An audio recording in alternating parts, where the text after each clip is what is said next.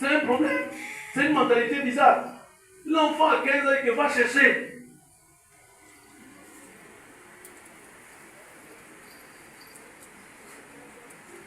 Aujourd'hui, bien aimé, il faut que tu t'engages. Dieu connaît ton risque. Il connaît le prix, le sang, la vie engagée de ta vie.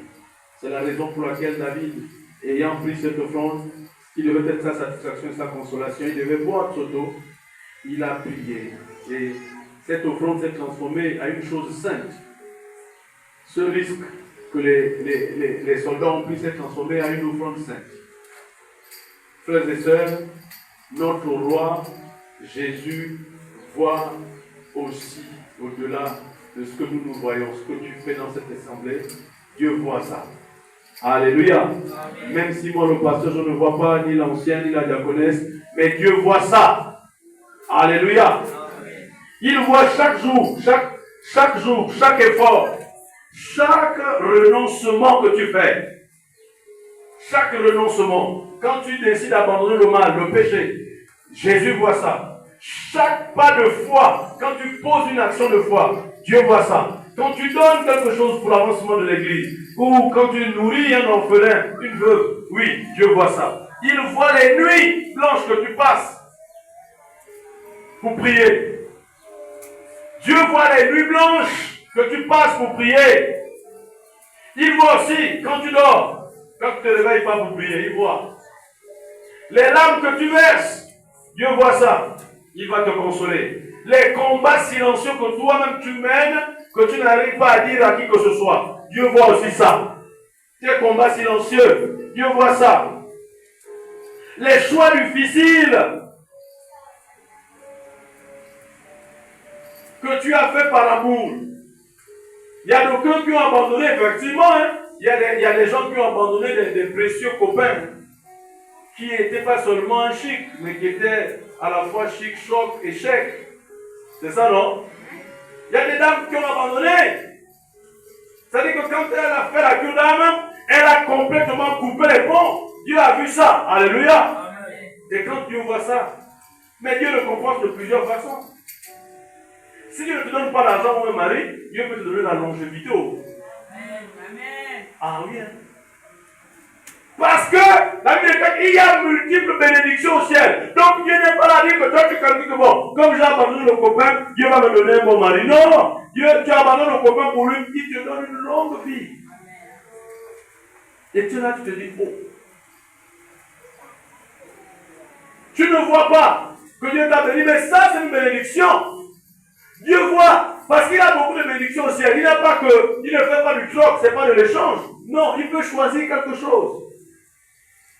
À cause de ta petite offrande, Dieu peut te donner une puissante onction, je ne sais pas quoi, de délivrance. À cause de l'offrande que tu as faite ici, Dieu dit, il peut faire prospérer ton entreprise. À cause de la petite offrande que tu as faite, Dieu va rendre tous tes enfants intelligents, personne ne sera bloqué. À cause, vous voyez, la Bible dit qu'il y a plusieurs bénédictions, et ça ne tarit jamais.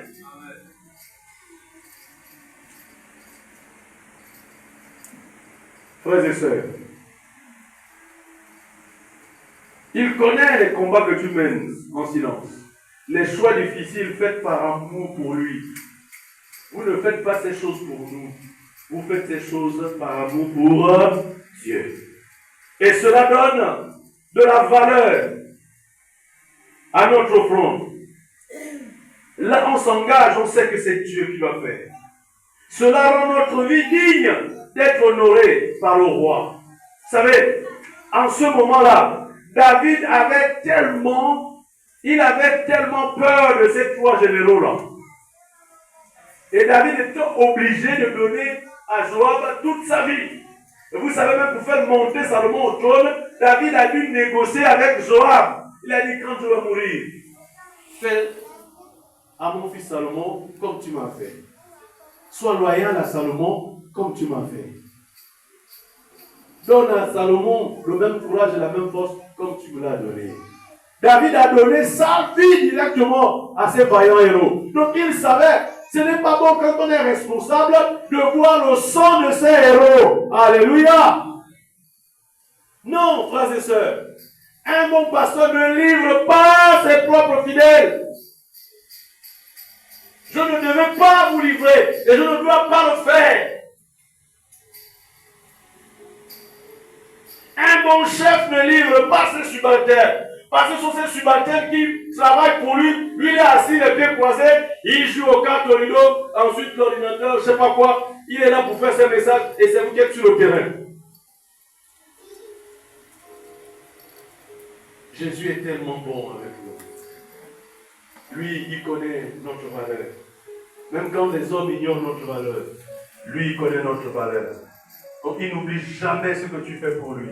Même si c'est une petite chose, il n'oublie jamais. Avec la veuve qui avait donné toute sa subsistance, elle n'avait que 5 francs, elle avait tout donné. Et Jésus a pu reconnaître que cette veuve avait donné plus que tout le monde. Bien-aimé, pas un verre d'eau donné, pas un seul verre d'eau donné à Dieu, sans qu'il ne soit reconnaissant. Pas une seule pièce d'argent offerte au Seigneur, sans qu'il ne soit reconnaissant. Pas une heure de prière investie ne passe inaperçue devant celui qui voit dans le secret. Même si tu as passé 1 heure, 1 minute dans la prière, tu as investi ce temps dans la prière, Dieu te voit. Et les récompenses sont multiples.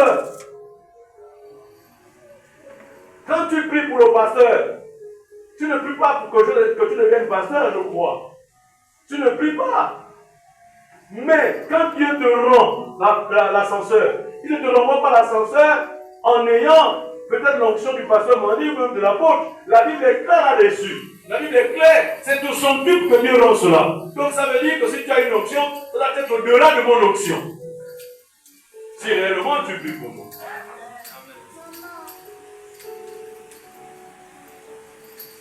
Parce que un enfant digne doit quand même produire les œuvres au-delà de ce que son père a produit. Je n'attends pas que le papa le médecin et que l'enfant termine l'école avec niveau CM2 quand même. C'est honteux, non? C'est pas honteux que moi je laisse un soubassement et toi tu ne le finis pas. Vous voyez?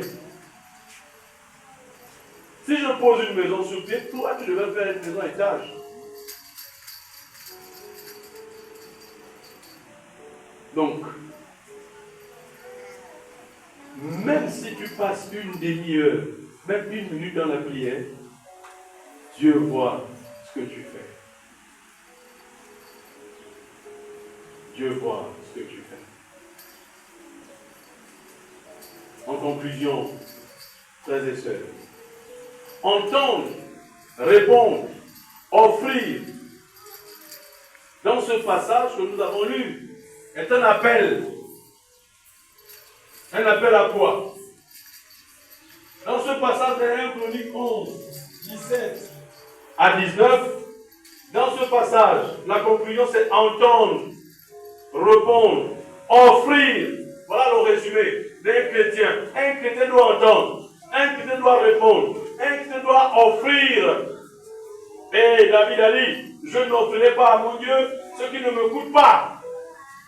Ce qui ne coûte pas, ici, il ne faut pas faire comme les Gabonais. Quand ils partent au marché, c'est comme ça comment les commerçants nous trompent. S'ils te disent que cette chose coûte 1000 francs, et tu dis qu'il n'y a pas de valeur, il faut que la chose coûte 10 000. Non, c'est pas ça. Ce qui nous coûte ici, c'est que bon, nous n'avons que ça, mais nous avons pris cette chose pour faire du bien à une autre personne. Il te reste 100 francs, et tu as pris ces 100 francs pour dépanner quelqu'un. Ça coûte. Parce que tu as concentré de l'énergie. Amen. Tu as calculé, mais je vais faire comment pour terminer le mois? Je n'avais que 10 000 qui me restaient. Mais quand même, tu as donné. Et à ta grande surprise, l'autre mois arrive, mais tu n'es pas mort. Tu n'es pas mort. Amen. Tu es là. Et si tu calcules le nombre de 10 000 que tu as eu par mois, là, si tu prends le soin de bien compter, même 1000 francs, ça dépassait 10 000 tes prix avant le 15. Donc, un chrétien doit attendre. Un chrétien doit avoir la capacité d'entendre, de répondre et d'offrir. Ce passage est un appel à, je vais citer 3 choses ou 3 phrases, à écouter le désir du roi, qui est Jésus.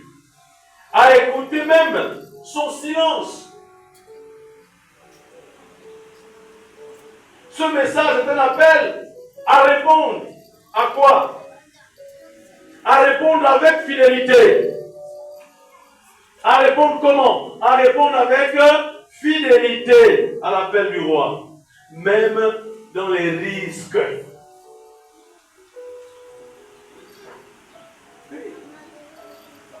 Nous sommes enrôlés. On dit toujours que le chrétien est un soldat. Si nous sommes enrôlés, il faut répondre à la fidélité. Il faut répondre avec fidélité, même dans les risques.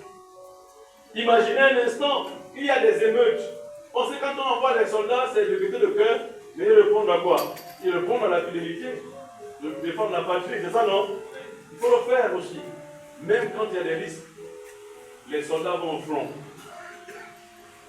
Ce message est un appel à offrir avec sainteté, même si cela nous coûte. Le séminaire n'a pas été donné pour rien. Le séminaire a été donné pour que le chrétien devienne, que le chrétien soit capable, premièrement, à écouter le soupir de Dieu et les orientations des serviteurs de Dieu. Alléluia. Ce message, ce séminaire a été organisé pourquoi? Même si c'est dans le silence, même si on ne parle pas, mais tu sais au moins ce qu'il faut faire. Il y a des besoins. Quand vous rentrez dans cette salle, il y a des besoins. Quand vous êtes dehors, il y a des besoins. Quand vous êtes là-bas, il y a des besoins. Quand vous êtes partout là, autour de cette maison, il y a des besoins. Ce séminaire a été organisé pourquoi? Pour répondre avec fidélité, même dans les risques. Ce séminaire a été, même quand tu vois qu'il y a sécheresse financière, mais il faut répondre. Amen. Ce séminaire a été organisé pourquoi? Pour que nous puissions répondre à cet appel. Pour offrir avec sainteté. Un enfant de Dieu organise tout en ayant la pensée de la sainteté. Vous voyez, David, à un moment donné, s'est rendu compte que si je bois ce taux, ce serait de l'égoïsme. Mais je l'offre à Dieu. Alléluia.